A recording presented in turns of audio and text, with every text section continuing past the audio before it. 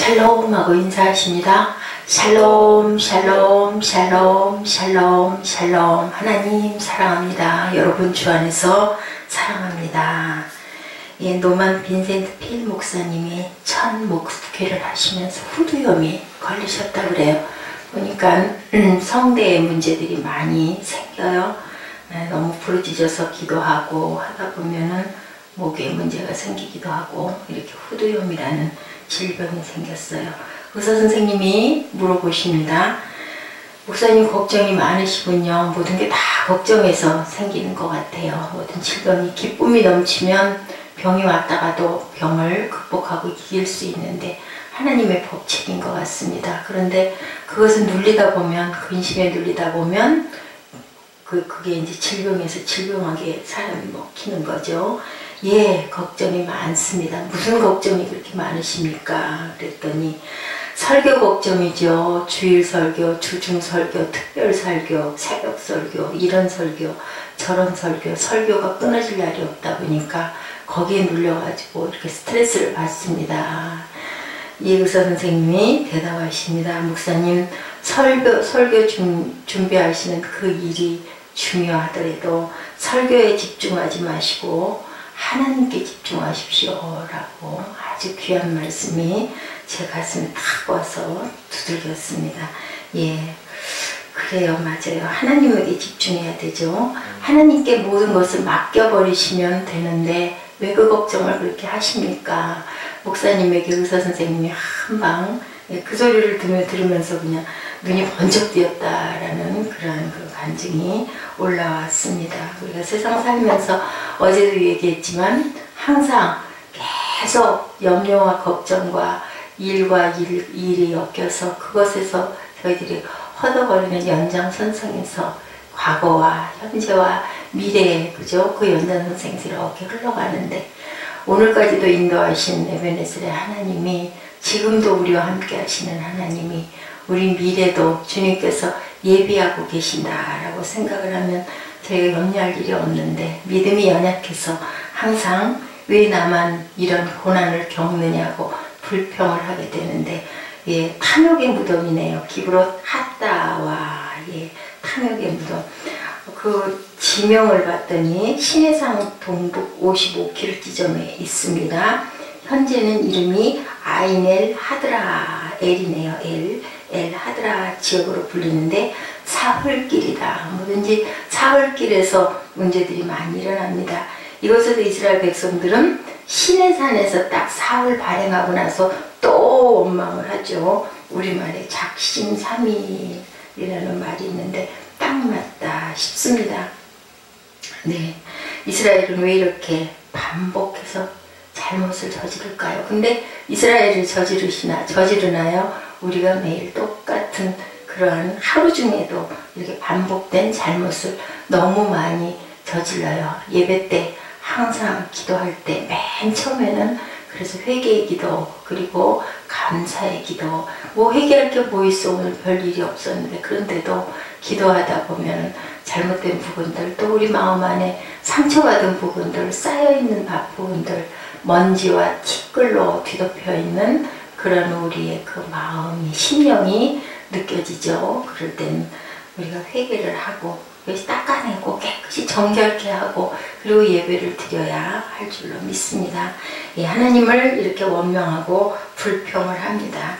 네, 우리가 살아가는 모든 문제가 네, 거기에 빠져서 염려하고 걱정하면 문제에 빠져버리죠. 문제에 눌려버리죠. 우리가 하나님께 집중해야 할 줄로 믿습니다.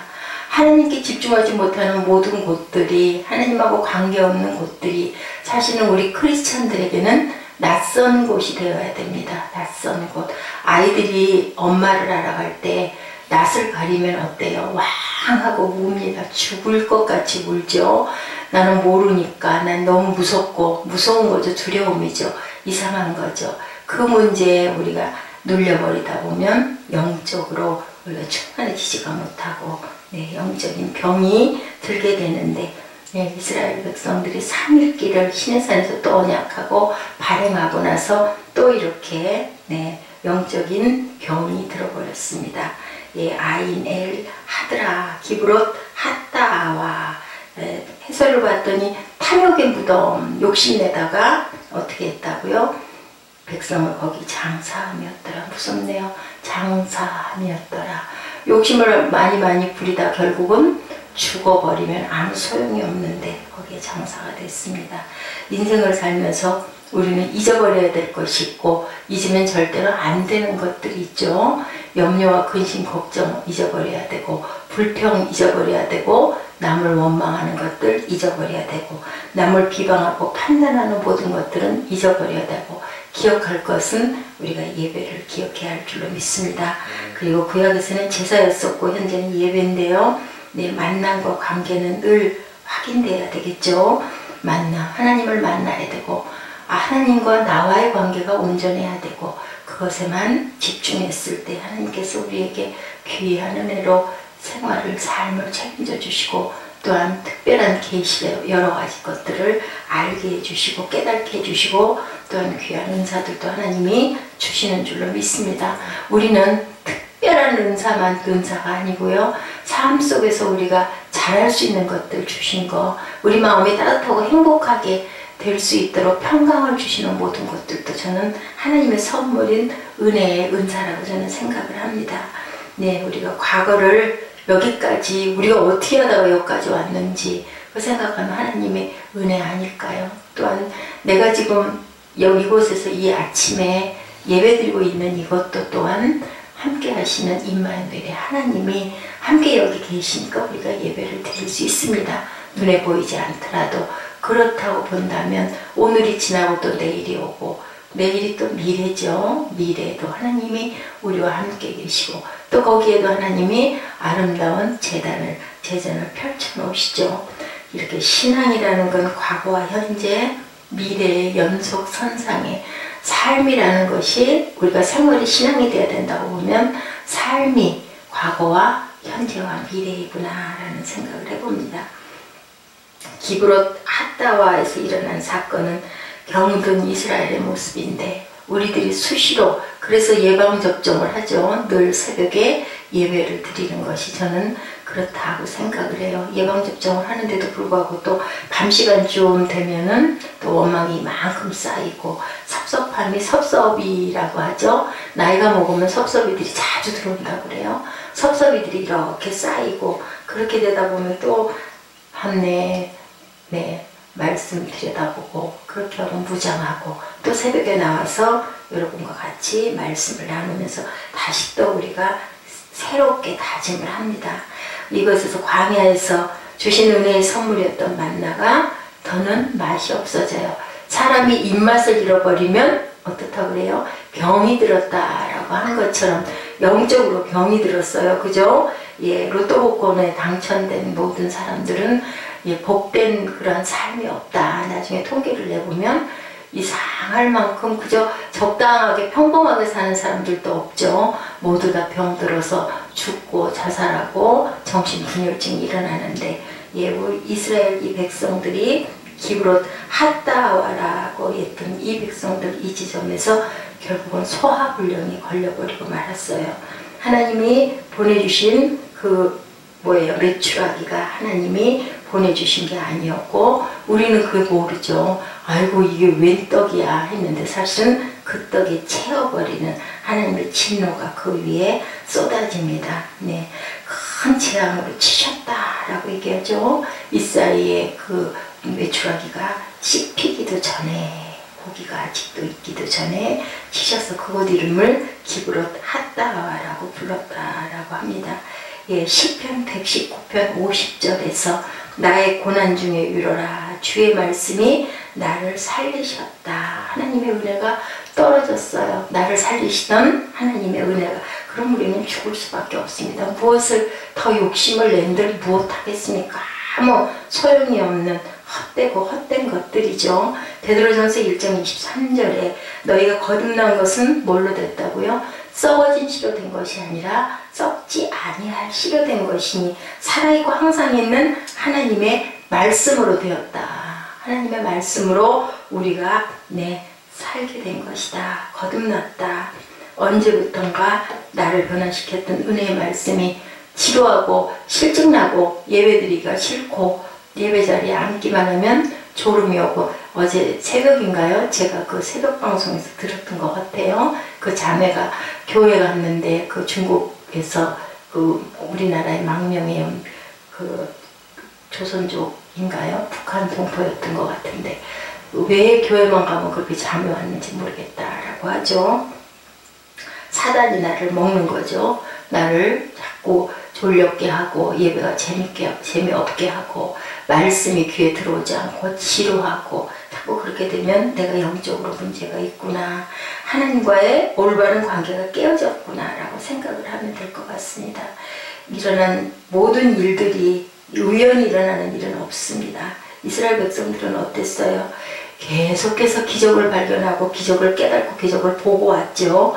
홍해의 기적과 마라와 엘림의 놀라운 역사가 이 사람들은 전혀 생각이 나지 않는 거예요. 병이 들었으니 무슨 은혜가 되겠습니까? 왜 우리를 맨날 이런 것만 먹게, 나는 영양실조가 걸려서 죽어버릴 거야 하죠. 처음에 그 만나 내렸을 때 저게 뭐야, 눈같이 정말 꿀과 같이 달다라고 했죠. 만후하고 했습니다. 그런데도 이제는 나는 그거 먹고는 못 살겠다라고 얘기합니다. 예, 만나를 처음에 너무너무 놀라워했었는데 그게 불과 얼마 되지도 않은데, 그런데 민수기 11장 4절에 보니까 뭐라고 그래요? 그들 중에 섞여 사는 다른 인종들이 탐욕을 품음에 어떤 것이 먼저였었을까요? 네, 탐욕 때문에 감사를 잊었을까요? 감사를 잊어버리다 보니까 탐욕이 생겼을까요? 모든 것들이, 우리의 모든 불만의 근원은 욕심으로 불만족스러운 거죠. 이게 좀 이랬으면 좋겠는데 왜 저게 저래가지고 왜 이게 이 지경이냐, 그렇습니다. 감사와 행복도 함께 나타나는 것인데, 네, 자네가 한 말을 불평 노트에 자세히 적을 테니 쌓이는 자네에게 하게 했던 어떤 친구의 그런 예화가 있네요. 그러니까 이 친구가 뭐라고 그랬어요? 내가 자네가 하는 불평들을 다 적을 테니까 사인은 자네가 할게. 내가 그 불평했다라고 사인을 하라는 거예요. 그랬더니 이 친구가 뒤로 물렀습니다. 아니 뭐 그렇게까지 기록에 남길 만한 게 뭐 있겠어? 라고 사양을 했어요. 사람들은 불평하기를 좋아하는데 그 말에 책임은 지고 싶지가 않은데 뭔가 마음에 좀 찔리는 거죠. 불평을 하면서도 알아요. 불평 실컷 쏟아놓고 나서 나중에 생각해보면 내가 그러면 안 되는데, 특히나 붙들린 사람들은 더 그러죠. 그 이후에 긴 세월 동안 노트에는 단 한 줄의 기록도 없었다라고 아주 짧은 그러한 말씀이 올라와 있습니다. 불평 노트 앞장에는 이렇게 쓰여 있었대요. 나는 종종 말한 것을 후회한 적이 있다. 하지만 침묵을 지켰던 것을 뉘우쳐본 적은 없다. 그런데 또 그렇기도 해요. 너무 힘들 때는 뭐 하나님에게든 아니면 내가 마음을 열어놓고 싶은 사람에게든 또 한바탕 시원하게 쏟아붓고 나면 또 속이 또 후련해지고, 그러면서 또 울면서 기도하면서 내가 깨달을 것들을 깨닫기도 하기 때문에 꼭 침묵, 꼭 조용히 소리내지 않고 그렇게 있는 것만이 꼭 또 방법은 저는 아니라고도 생각을 합니다. 우리의 욕망이 채워지는 것이 행복함이 아니다. 여러분들 그런 마음이 들면 이건 사탄이 준 마음이다. 어제도 우리 같이 나눴지만요. 감사를 우리는 찾아가야 되겠죠. 우리의 욕망이, 우리의 모든 것들이 꼭 행복해야만 욕망이 채워지는 것은 아니다라고 얘기해서 욕망입니다. 욕망. 하나님의 은혜가 아니라 우리가 욕심을 부리기 때문에 이런 일들이 일어났다. 불평이라는 놈은 굉장히 전염성이 강하죠. 오늘의 사건 민수기 11장 4절에서 6절에 이렇게 말씀하고 계십니다. 한번 읽어주시겠어요? 민수기 11장 4절에서 6절이요. 그들 중에 섞여 사는 다른 인종들의 탐욕을 품음에 이스라엘 자손도 다시 울며 이르되 누가 우리에게 고기를 주어 먹게 하랴.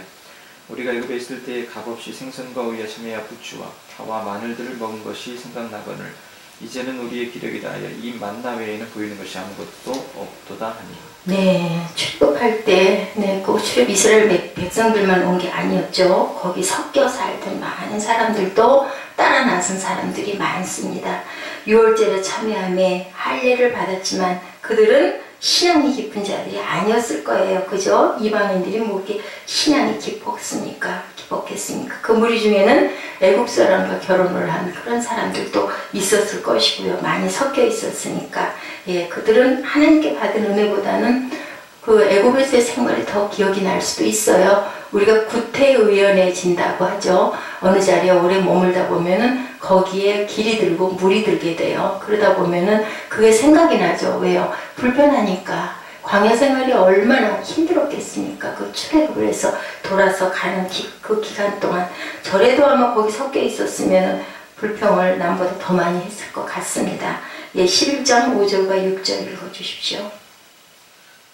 우리가 애굽에 있을 때에 값없이 생선과 오이와 참외와 부추와 파와 마늘들을 먹은 것이 생각나거늘 이제는 우리 이력에 다하여 이 만나 외에는 보이는 것이 아무것도 없도다 하니. 네, 이방인들을 배제하는 것이 아니고요. 그들에게 휩쓸리지 않도록 우리는 주의해야 되겠다. 세상 사람들하고 잘 어울려 살면서 그들을 변화시켜야 되는 거지 그 속에 우리가 빠져버리면 안 되는데 자칫 보면은 안락하고 편안하고 그저 좋으니까 그냥 그 조리에 쏙 녹아 들어가다 버리면 거기에 나도 모르게 먹혀버리는 거죠. 그게 죄에 먹히게 되고 불평불만에 먹히게 되고 그러다 보면 그냥 거기에 짝짝꿍이 되는데 그렇게 하면 변화시킬 수가 없는 거죠. 불평과 애정어린 충고를 분별할 줄 알아야 될 거죠. 투덜투덜 누구를 막 비방하는 게 아니라 당신 이만이면 이만한 것은 이러이러합니다 라고 충고를 했을 때 우리가 또한 깊이 또 누구에게 상처를 받았을 때도 그 말을 깊이 생각을 하다 보면 그 속에 내 부족도 있고 내가 돌이켜야 될 것도 있고 내가 한 번쯤 생각해 봐야 될 것들이 있습니다. 탐욕에 물들어 불평하는 자들의 특징이 정상적인 눈을 멀게 한다는 거죠. 눈앞에 보이는 환경 때문에 과거에 여기까지 나를 인도하신 에베네셀의 하나님을 잊어버리는 경우가 많다. 그렇죠. 민수기 11장 1절에 여호와께서 들으시기에 백성이 악한 말로 원망하매 야훼께서 들으시고 진노하셨다라고 말씀하고 계세요.